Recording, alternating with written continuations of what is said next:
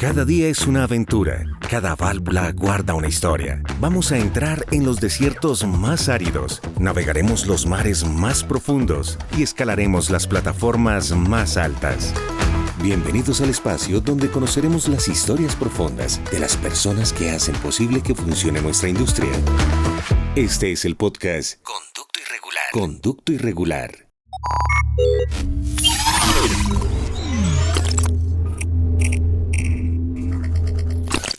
María El Pilar Velázquez, pero eres Pili. Bienvenida a Conducto Irregular. Ay, muchas gracias. Qué ilusión hablar. Muchísimas gracias y qué oportunidad tan bella. Qué rico, lo vamos a disfrutar mucho. Yo sé que sí.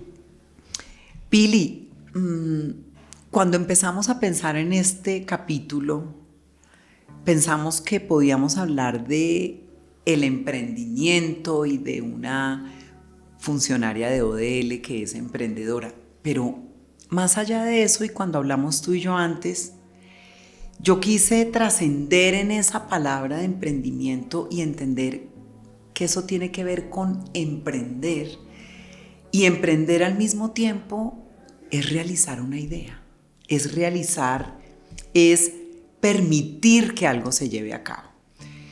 Y en ese sentido quiero empezar un poco la conversación pensando que tú eres una gran creadora, una gran realizadora de proyectos. Hablemos un poquito de ti y de ese ser creativo que eres, porque eres una persona que lleva a cabo ideas, emociones, proyectos, acciones.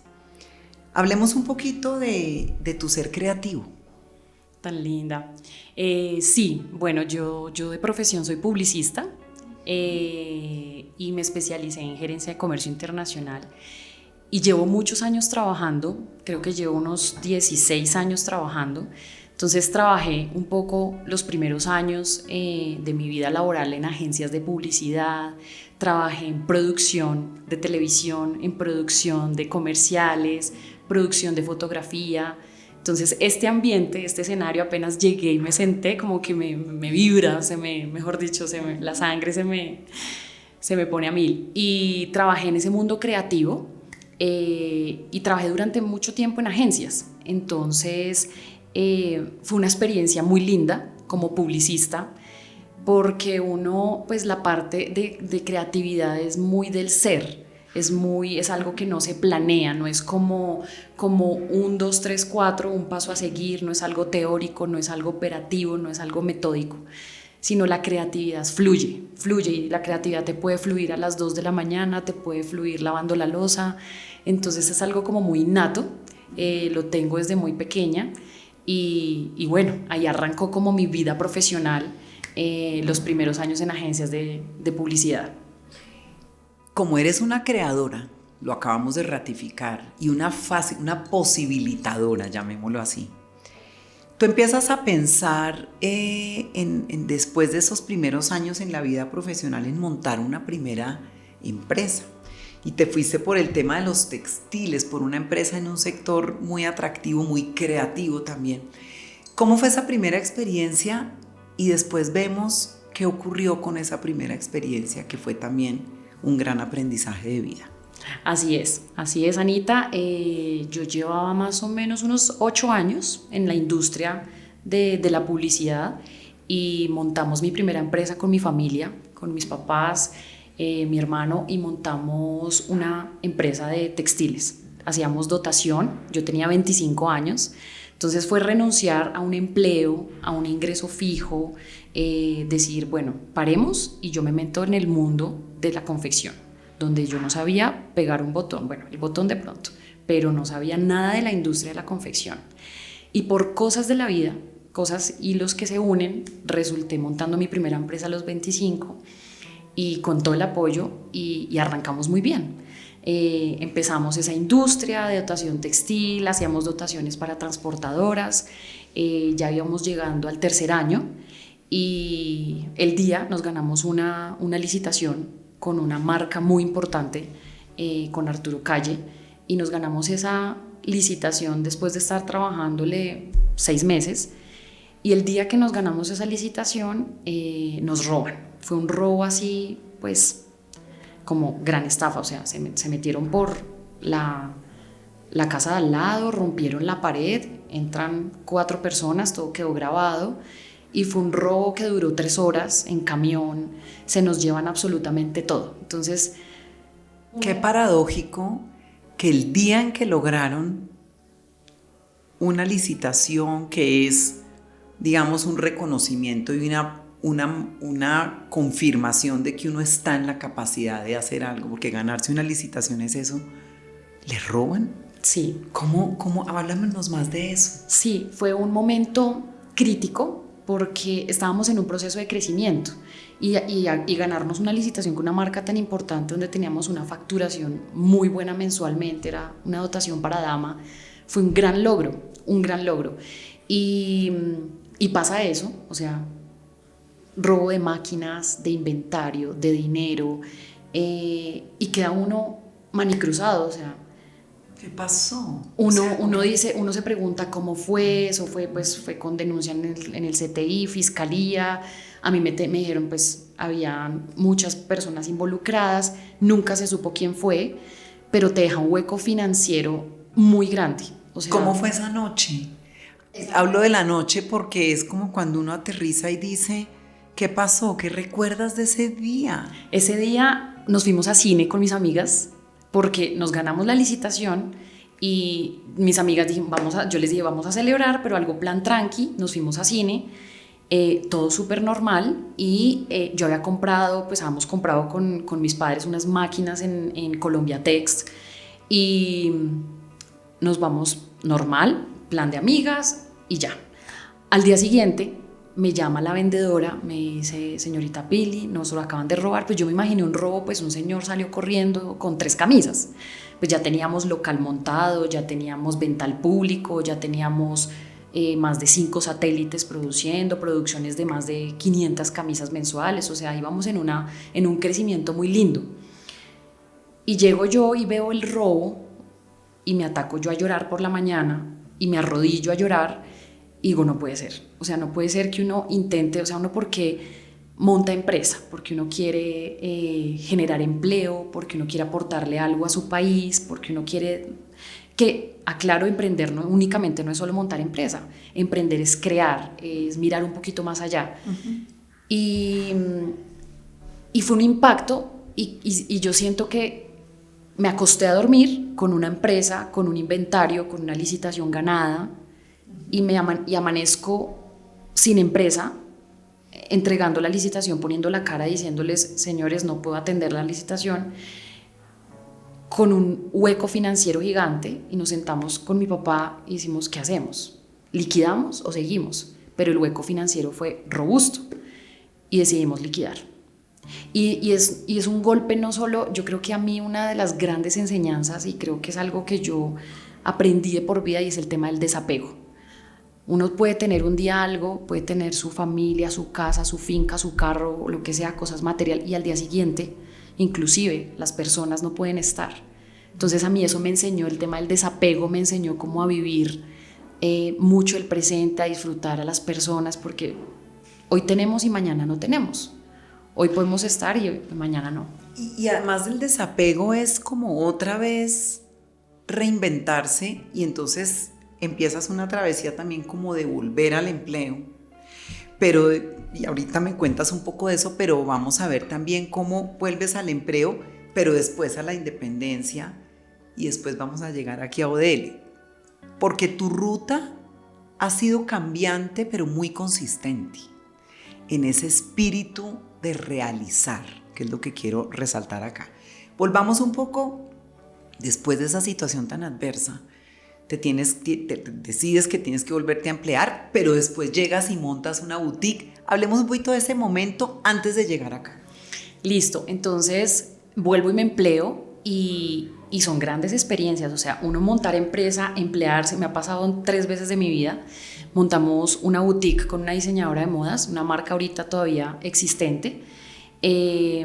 Luego vuelve y se termina esa sociedad, es como sigamos, como continuemos, pasa esto, volvamos a intentarlo y luego monté una compañía de tecnología con unos ingenieros haciendo sistemas de información, todo el tema, pero llega un momento que financieramente dijimos, toca reevaluar otra vez el proceso, que yo siento que el volverme a emplear no es como un paso hacia atrás, no, yo digo al contrario, cada vez que me pasa esto, bueno, llego después de 3 empresas, la textil, luego la boutique y luego la de tecnología, y yo en el fondo dije, yo quiero.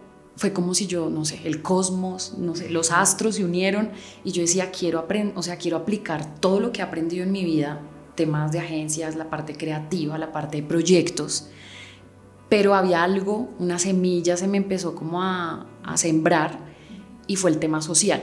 Y es como uno que le deja a este mundo, o sea, uno a través de su profesión y su vocación, ¿qué le puede aportar al mundo? Y apareció Dele con una gran oportunidad. Yo ahorita estoy como líder de obras por impuestos y ha sido un proceso maravilloso, retadorcísimo. Pero quiero quedarme un poquitico en esta parte porque tú dices, aparece ODL, pero yo creo que tú buscabas siempre espacios donde tú pudieras generar también procesos, integrar el tema del impacto. Y seguramente buscaste de alguna forma inconscientemente llegar acá, pero cuando llegas a este tema de las obras por impuestos, ¿cómo te das tu cuenta y cómo logras articular en tu vida?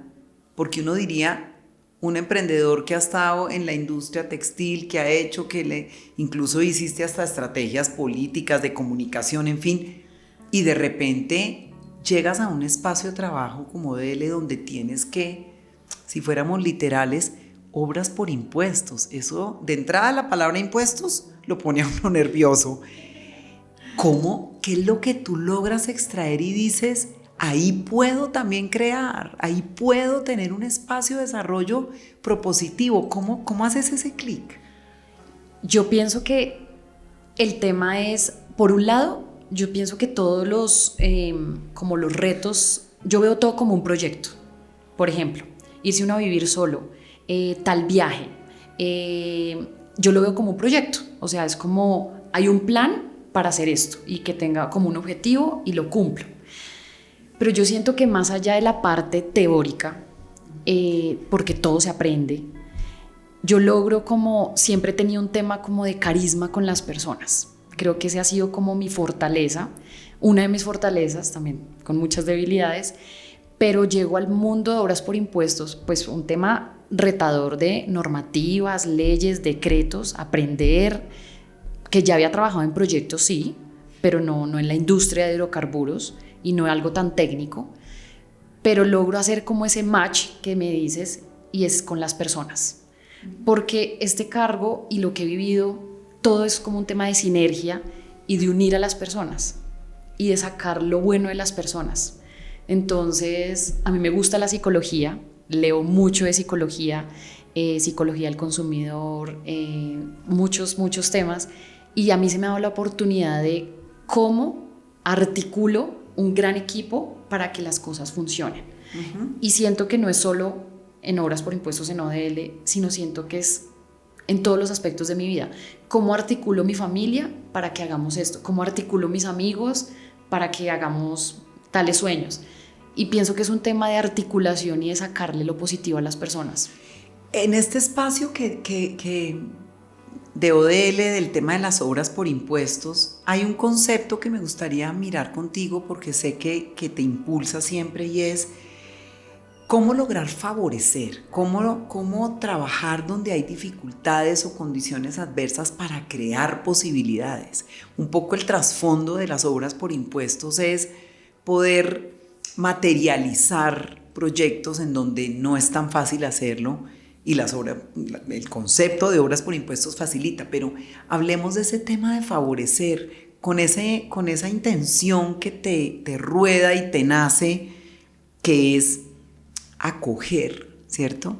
¿Cómo logras y cómo ha sido esta experiencia en ODL de implementar todos esos objetivos tuyos de crear, facilitar, proponer, favorecer? Hablemos un poquito de eso. Yo creo que ahí el tema como clave clave de sacar como lo bueno, pues aparte de sacar lo bueno de las personas es como un tema de empatía y ponerse en los zapatos del otro. Obras por Impuestos son proyectos que se hacen en las zonas más afectadas del conflicto armado. Y claro, hay un tema detrás de compañías, entidades del Estado, que hace que todo funcione para este objetivo. Pero yo creo, la primera vez que fui a campo y hablé con un niño de 5 años del ICBF y uno se estrella con esa realidad. Creo que es un tema que uno dice, Dios, es un niño donde no tienen dónde comer, donde tienen muchas necesidades, y encuentro al niño con unas heridas en sus brazos y yo digo, claro, se hizo un proyecto para el ICBF espectacular, pero cuando uno habla con ese niño y se enfrenta uno con la niñez, donde el niño me dice, me llamo Jesús, y yo leo esas heridas y ese impacto mío, y uno sensibilizarse y decir, qué chévere que lo que estoy haciendo le está aportando a este niño, porque yo siento que uno a veces da las cosas por hecho. Tener un tinto para muchos es un regalo de la vida, un tinto en la mañana.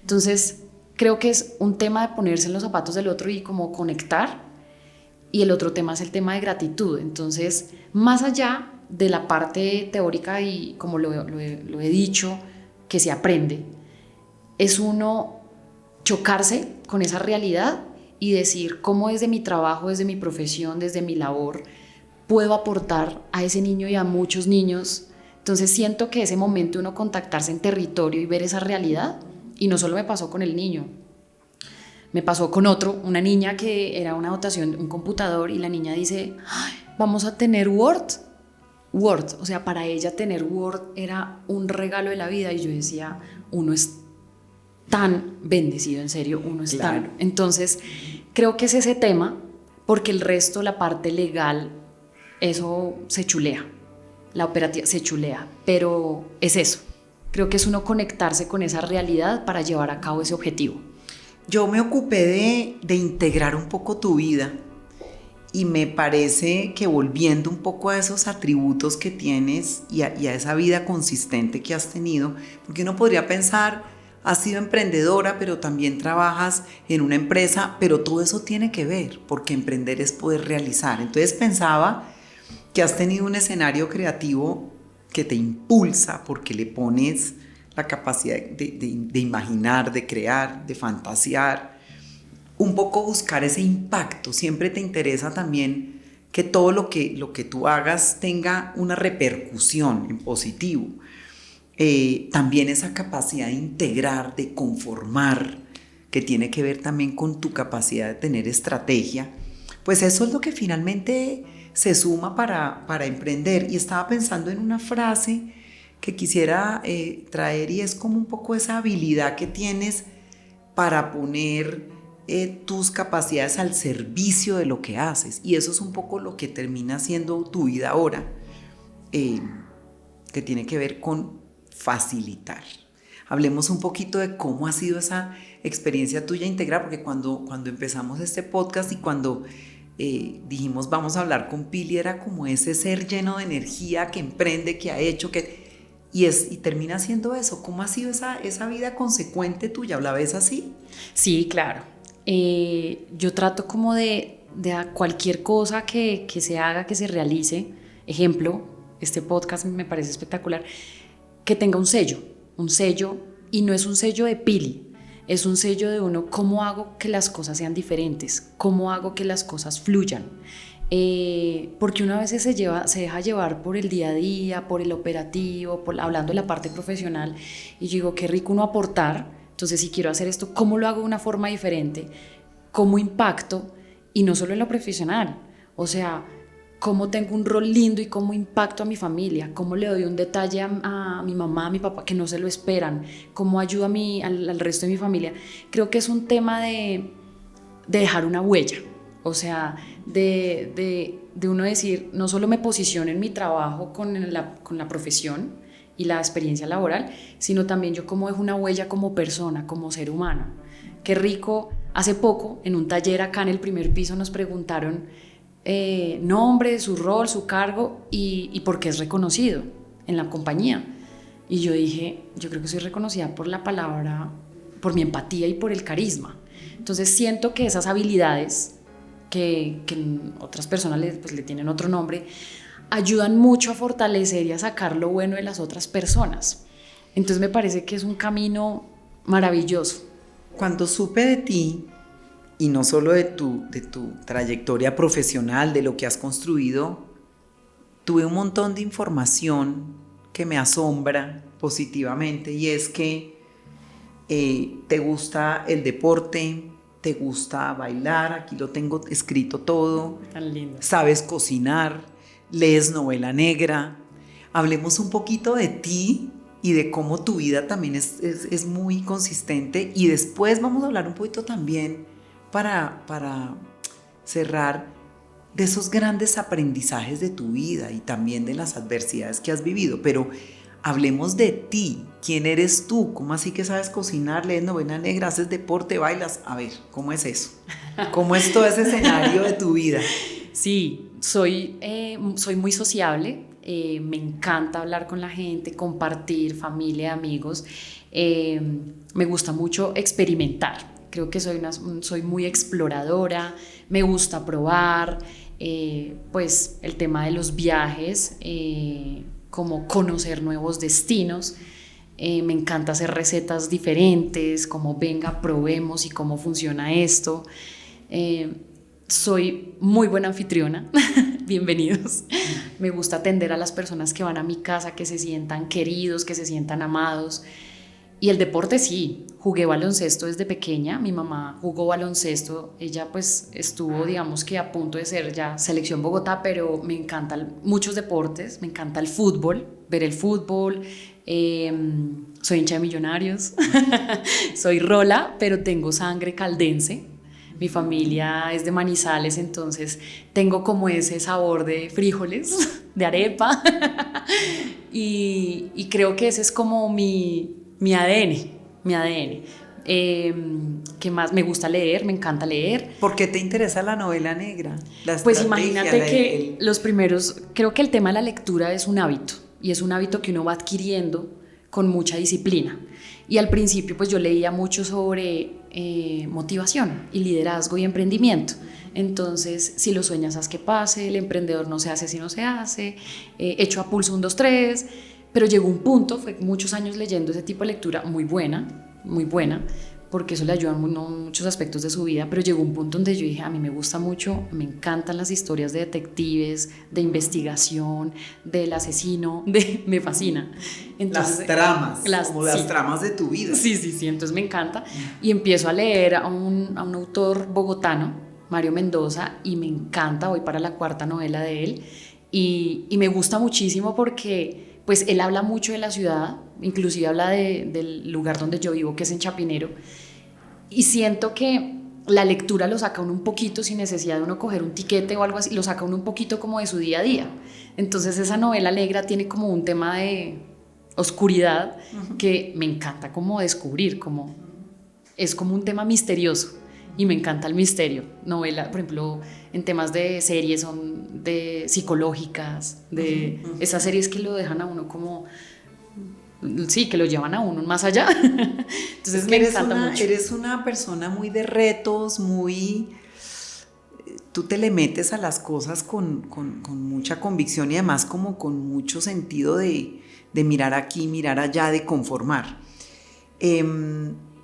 Pero también hablemos un poco de las lecciones que tú has tenido en la vida, porque cuando uno te oye, uno más o menos quisiera ser como tú, hacer tantas cosas y tener ese espíritu tan inspirador que tienes, pero seguro que has aprendido de cosas adversas también, como esa escena de ese momento tan duro. ¿Cuáles han sido esos grandes aprendizajes que tú también has ido capitalizando, esos mensajes que quisieras también un poco compartir desde el punto de vista de ese aprendizaje de la vida?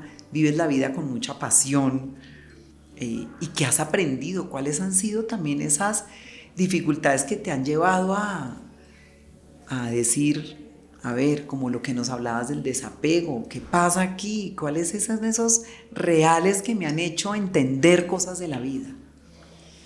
Uy, bueno, aprendizajes son muchísimos. Yo creo que el tema de valorar, pues es algo que viene el tema del desapego y valorar. Entonces yo valoro cada cosa, valoro este momento acá hablando contigo, lo valoro porque uno no sabe qué momentos y situaciones se pueden repetir en la vida. He aprendido como en el tema de mi vida, a poner límites, es algo que se me dificultaba. Entonces, poner límites, porque uno a veces se vuelve muy permisivo. Entonces, en mi caso, pues, digamos que como que convicción y hagámosle a esto, pero poner límites es un tema que siempre me ha costado. Entonces, ha sido uno de los mayores también aprendizajes, y entender que cada cosa que uno está haciendo es un aprendizaje para lo que viene. O sea, yo pasé como de un tema de no, me siento frustrada porque esto no se logró, a decir, si hoy estoy aquí con estas personas que me rodean aportando en esto tan chéverísimo, es porque lo que viene me va a servir para lo que viene. Yo dentro de todas estas ideas, en este momento tengo una iniciativa personal. Inclusive yo conocí a la Fundación Oleoducto Vivo antes de entrar a ODL, y tengo una red de fundaciones, y es algo que lo hago como de vocación, quiero como un networking. Ahorita hay 80 fundaciones aliadas, y es algo que como que yo digo, de esta manera como publicista puedo generar contenido, porque uno ve esos contenidos en redes sociales, sin generalizar, pero yo digo, ¿cómo podemos aportar con un contenido de conciencia, un contenido de propósito, contenido con temas culturales, sociales, ambientales? Entonces creo que el tema de retos y de afrontar esos retos han sido como los mayores aprendizajes, y uno siempre mirar, bueno, me pasó esto, ¿qué le saco bueno a esto? Y preparémonos para lo que sigue. Como eso que viene, hagámoslo. Pues yo siento la vida como un entrenamiento. Entonces, me encanta. Quiero cerrar con algo especial. Yo, oyéndote, veo una capacidad impresionante, infinita, de poner al servicio. Te pones al servicio siempre. Y en el trabajo que desempeñas ahora en ODL estás al servicio también. Y quisiera terminar con una pregunta que engloba un poco todo esto. Al comienzo hablamos de que el concepto de emprender era realizar una idea. Yo siempre he dicho que las ideas no son de nadie, sino el que las puede realizar.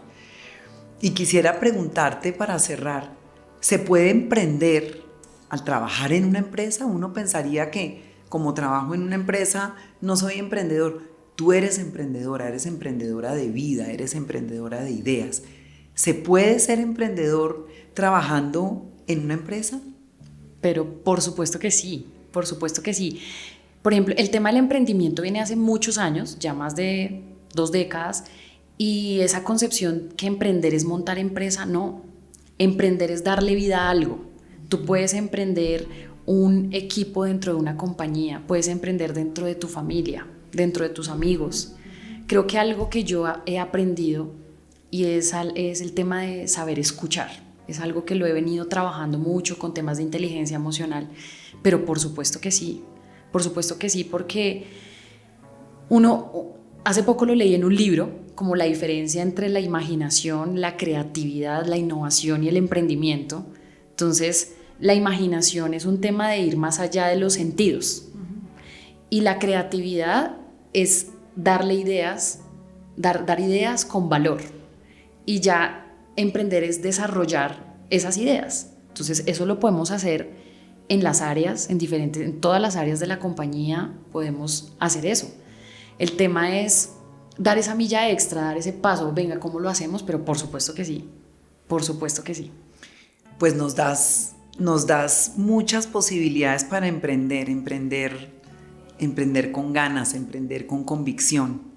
Y has sido una gran emprendedora y lo sigues siendo, y muy aleccionador, muy inspirador. y te felicitamos. Estoy segura que quienes oigan y vean este podcast van a entender qué significa realizar. Así que felicitaciones y qué rico. Ay, Gracias. qué rico, Anita, a ti, a todo el equipo, gracias por esta invitación. Para mí, mejor dicho, esto es un sueño hecho realidad. Súper agradecida con este momento. Gracias. Esto fue Conducto Irregular. Gracias por estar con nosotros. Nos vemos o nos escuchamos en una próxima ocasión. Una idea original de Oleoducto de los Llanos, presentado por Ana María Aponte. Realización Ojo por Ojo Multimedia.